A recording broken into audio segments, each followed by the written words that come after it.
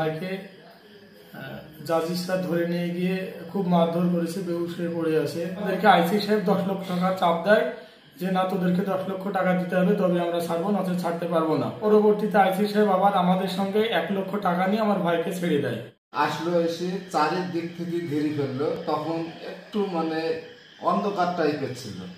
তখন চারিদিক থেকে বলছে যে তুই 1 ধাপ হেঁটলে তোকে গুলি করা হবে। আমাকে পটলের জমি থেকে টেনে হেসড়ি মারতে মারতে বের করছে। আমাকে কথা বলার মতো কোনো সুযোগ দেয়নি। আচ্ছা ভাই, আমার দোষটা কি? কোনো কথা শুনেনি, ওদের মতো খালি মেরে যাচ্ছে। তারওয়ালের উল্টো পিঠ দিয়ে। নাসির বলি নাম, ধোড়াদাই বাড়ি। তার সঙ্গে জার্জিত ছিল।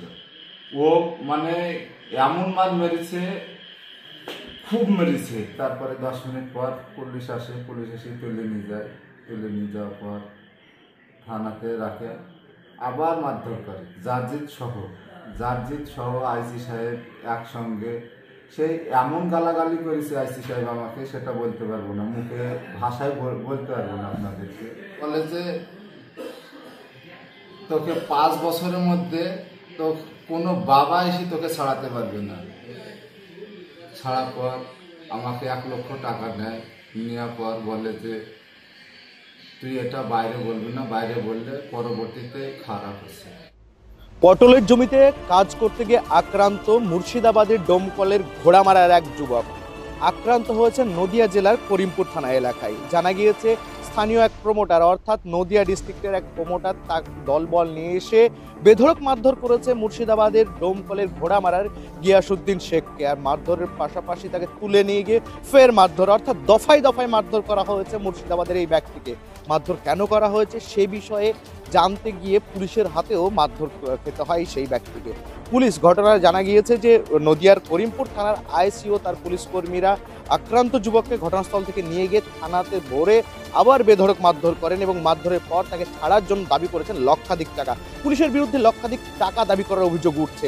মুর্শিদাবাদ জেলার ডোমকলে ঘোড়ামারার যুবক, আর এই ঘোড়ামারার যুবক তার চাষের জমিতে, পটলের চাষ, আর সেই চাষের জমিতে গিয়েছিলেন এবং সেখানে গিয়েই নদিয়া জেলার যে করিমপুর, সেই করিমপুরের যে এক নামী প্রমোটার, সেই জার্জিস প্রমোটার, সেই প্রমোটারের দলবলের হাতে আক্রান্ত হয় এবং সেই প্রমোটারের কাছে আক্রান্ত হওয়ার পরে জার্জিসের পক্ষ থেকে খবর দেওয়া হয়েছে, অর্থাৎ প্রমোটারের পক্ষ থেকে খবর দেওয়া হয়েছে পুলিশকে যে উক্ত ব্যক্তি এখানে পড়ে রয়েছে। অর্থাৎ আক্রান্ত অবস্থায়, অচেতন অবস্থায় পড়ে থাকা গিয়াসউদ্দিনকে নিয়ে যায় পুলিশ এবং অচেতন অবস্থায় নিয়ে যাওয়ার পরে থানায় গিয়ে যখন তার জ্ঞান ফেরে, তিনি যখন চেতন হন, তারপরে তিনি দেখতে পান যে তার সামনে বসে রয়েছেন পুলিশ আধিকারিক, অর্থাৎ উক্ত থানার যিনি আইসি রয়েছেন, সেই আইসি ওখানে বসে রয়েছেন সেকেন্দার আলম। সেই সেকেন্দার আলমের সঙ্গেই কিন্তু রয়েছে যারা আক্রমণ করেছিল তারা, অর্থাৎ জার্জিস থেকে শুরু করে থানার ভারপ্রাপ্ত আধিকারিক আইসি সেকেন্দার আলম, এই দুজনই কিন্তু একটি ঘরে। আর সেই ঘরেই রয়েছে ডোমকলের যুবক গিয়াসউদ্দিন। ফের মারধর করা হয়েছে, অর্থাৎ দফায় দফায় মারধর করা হয়েছে গিয়াসউদ্দিনকে, এমনই অভিযোগ উঠছে গিয়াসউদ্দিনের পক্ষ থেকে। গিয়াসউদ্দিন সমস্ত বিষয় জানিয়ে একটি লিখিত অভিযোগ দায়ের করেন উক্ত এলাকার এসডিপিওকে। উক্ত এলাকার অর্থাৎ নদিয়া 73 এসডিপিওকে তিনি অভিযোগ জানিয়েছেন। লিখিত আকারে অভিযোগ জানাবার পরে এখন পর্যন্ত সমস্যার সমাধান হয়নি। বিচার পাননি আক্রান্ত যুবক ডোমকলের গিয়াসউদ্দিন। আর তারপরেই পুরো গ্রাম জুড়ে উত্তেজনা সৃষ্টি হয়েছে। গ্রামবাসীদের বক্তব্য, মুর্শিদাবাদ থেকে ঘাট পেরিয়ে নদিয়াতে চাষাবাদের জন্য গিয়ে যদি জমি মাফিয়াদের হাতে, প্রমোটারদের হাতে আক্রান্ত হতে হয় মুর্শিদাবাদবাসীকে, তাহলে কোথায় যাবে তারা? সেই জমি মাফিয়া বা সেই ল্যান্ড মাফিয়া, সেই বাড়ি মাফিয়া প্রমোটার যার বিরুদ্ধে অভিযোগ উঠছে, ইনার সঙ্গে নাকি উক্ত থানার ভারপ্রাপ্ত আধিকারিক অর্থাৎ আইসি সাহেবের সুমধুর সম্পর্ক।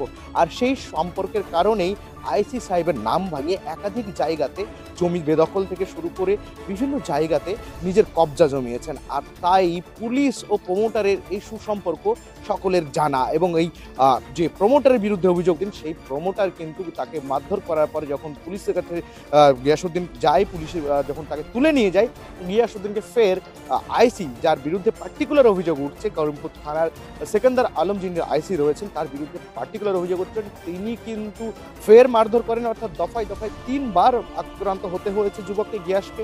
এবং সেই গিয়াসউদ্দিন আক্রান্তের পর দীর্ঘ বেশ কয়েক ঘন্টা তাকে আটকে রাখা হয় থানাতে এবং তারপরে তার পরিবারের কাছে লক্ষাধিক টাকার দাবি করা হয়। গিয়াসউদ্দিনকে ছাড়ার জন্য 1 লক্ষ টাকা নেওয়া হয়েছে, এমনই অভিযোগ তুলছেন গিয়াসউদ্দিন ও তার পরিবারের লোকজন। ঘটনা জানাজানি হতেই ঘোড়ামারা এলাকার জনপ্রতিনিধির কাছে পৌঁছায় আক্রান্তের পরিবার এবং সেই জনপ্রতিনিধি এলাকার যিনি বিধায়ক রয়েছেন তাকে ফোন করেন। বিধায়ক মারফত পুলিশ দপ্তরে ফোন করা হয়, অর্থাৎ নদিয়া জেলার বিভিন্ন পুলিশ আধিকারিককে ফোন করা হয়। পাশাপাশি মুর্শিদাবাদ লোকসভা কেন্দ্রের সাংসদ যিনি রয়েছেন আবু তাহের খান, তিনিও ফোন করেন। দীর্ঘ ফোনাফোনি হওয়ার পরেই কিন্তু গিয়াসউদ্দিনকে রেহাই মিলেছে থানা থেকে। তবে রেহাই কিন্তু বিনামূল্যে নয়, পয়সা চুকিয়ে 1 লক্ষ টাকা দিয়ে তাকে রেহাই নিতে হয়েছে, এমনই অভিযোগ উঠছে।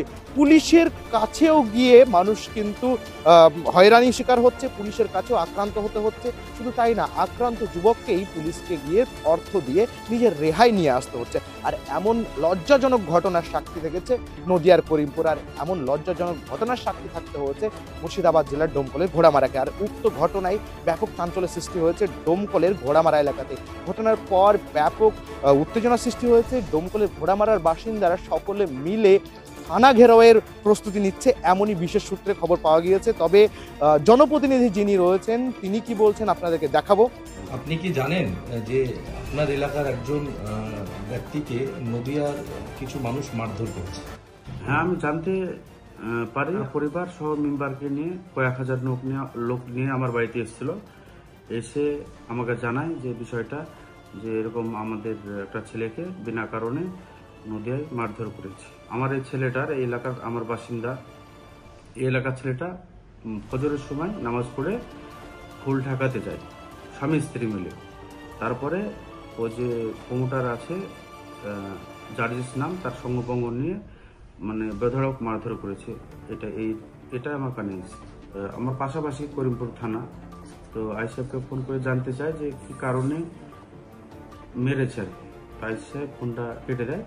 কেটে দেওয়ার পরে আমি আমার নিজের আইসিকে জানাই, তারপরে আমি এমএলএ সাহেবকে জানাই, এমপি সাহেবকে জানাই, সঙ্গে সঙ্গে এসডিপিওকে ফোন করে নদিয়া।